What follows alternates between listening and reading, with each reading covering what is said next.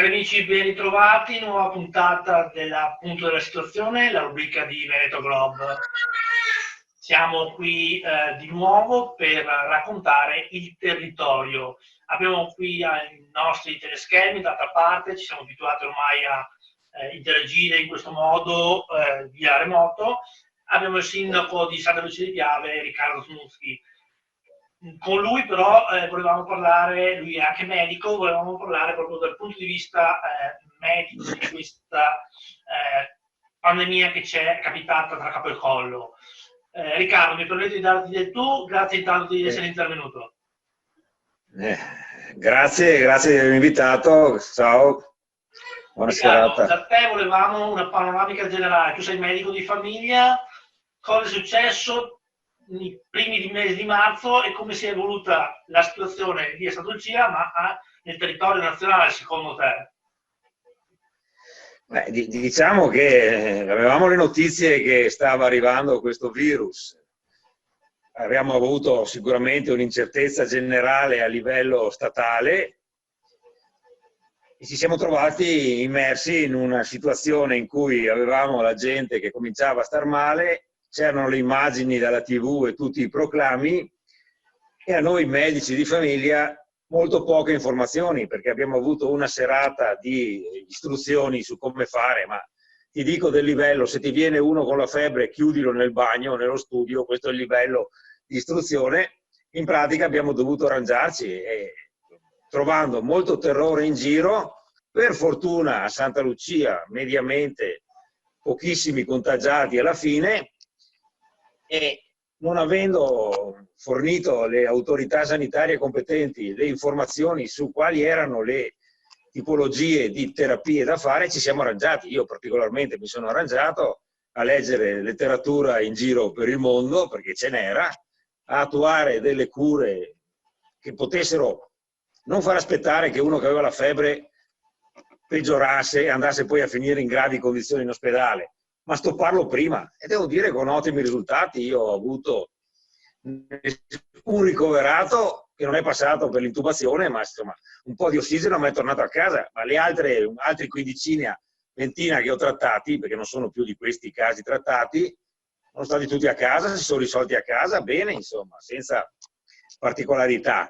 Tieni conto che a Santa Lucia in 2 mesi abbiamo 22 contagiati ufficiali, cioè l'ULSS mi ha passato questi dati: complessivamente su 9.300 abitanti, 22, 2 anziani purtroppo deceduti certificati, e il resto sono tutti guariti, ce n'è solo uno in ospedale adesso. Perfetto, quindi la situazione è tornata quasi alla normalità. Da te un'altra domanda, abbiamo visto in questi giorni anche sui social, tu pubblicamente anche come sindaco e come medico ti sei lamentato perché nei primi tempi i DPI non erano reperibili, avete dovuto comprarli voi o adattarli comunque.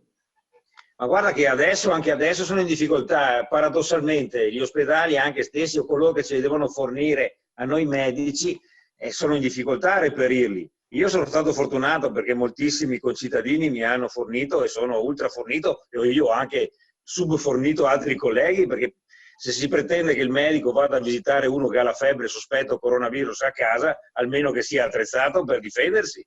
Non vogliamo mica che sia male per primo lui. Esatto, diciamo proprio questa possibilità. Riccardo, secondo te cosa poteva essere fatto che non è stato fatto? Allora, se si doveva chiudere, bisogna chiudere anticipatamente 15 giorni prima, perché noi abbiamo avuto tutta a fine gennaio e febbraio già febbri, e secondo me avevamo già quelli, e se andassimo a fare una analisi a tappeto degli anticorpi molto probabilmente troveremo molta più gente attaccata. Poi diciamo che ci hanno spaventato e hanno istituito delle misure che hanno portato la gente anche un po' ad andare fuori di testa, a parte 20 giorni, 40 giorni chiuso in casa, anche psicologicamente difficile, ma anche a denunciare chi andava a correre fuori a piedi in mezzo ai campi, cioè cose brutte mi sono capitate di gente che si lamentava perché c'è uno in mezzo al campo. Ma che te frega, voglio dire, se uno se ne va lontano dagli altri non fa niente di male dal punto di vista pandemico, non è che diffonde, che questo, anche le notizie che ci hanno dato che il virus sopravviveva 18 giorni, 9 giorni, insomma era un virus Superman mai visto in tutto il mondo. chiaramente i virus quando vanno fuori dall'organismo che infettano, dopo un po' cominciano subito a perdere la capacità, o si agganciano a un altro organismo, o dopo qualche ora non sono già più in grado di essere così aggressivi come ci sono stati dipinti. Ho sentito pseudo esperti che parlavano che sulle piastrelle stavano settimane, cioè assurdità, cioè, di tutto e di più, ecco, voglio dire, quando poi alcuni elementi fondamentali erano quelli di stare attenti, non abbracciarsi e baciarsi 3 volte, lavarsi le mani, cercare di non sputarsi addosso, e questo ha funzionato sicuramente, però a che prezzo complessivo? Perché guardate che la società siamo ridotti male, cioè io anche oggi al telefono da sindaco parlo, devo rispondere a gente che non sa cosa fa domani, e dobbiamo intervenire noi del comune, nel senso di pagare affitti, cibo, non hanno i soldi perché sono in cassa integrazione, non l'ha vista nessuno, hanno dei bambini, che si fa? Finché ce la fa interviene il comune o i privati, che per fortuna in giro ho scoperto che abbiamo un sacco di gente che ha un cuore grande immensamente. Abbiamo sentito anche da altri sindaci questo discorso, la solidarietà si è fatta viva. Ma a proposito del problema economico, cosa si deve fare subito? Allora, qui teniamoci conto, le ditte in generale, i commercianti, manca la liquidità per ripartire, e poi bisogna dare una chiarezza di prospettiva, non si può mica aspettare che stasera o domani qualcuno decida o faccia la conferenza e decida cosa dire. Diciamo, guardate, si riparte il giorno 15, lo fanno in Germania, lo fanno da altre parti, si riparte con queste modalità, ritornate ad andare a lavorare, ma ci vuole però poi va l'organizzazione, perché vanno i genitori a lavorare, ma siccome a scuola e gli asili nido sono bloccati, i figli dove vanno? Cioè, bisogna pensare che si deve intervenire in maniera complessiva. Il guaio è che secondo me chi decide è uno che non è mai stato in prima linea, non vive la vita quotidiana, il dramma è questo di quelli che stanno nei quartieri generali. La trincea non l'hanno mai vista. E questa è l'opinione che si sta facendo, ed è anche vera, perché si vede palesemente, nel campo non ci sono mai stati. Riccardo, un'ultima cosa, intanto ti ringraziamo anticipatamente di questo breve intervento che hai voluto condividere. Un augurio a tutti i tuoi compaesani e ai telespettatori. Ma a tutti quanti credo che l'augurio è di ritrovare una serenità, un equilibrio e di poter riprendere a vivere, perché questi 2 mesi ci hanno tolto una parte di vita e il rischio è che ci hanno fatto vedere un futuro molto fosco.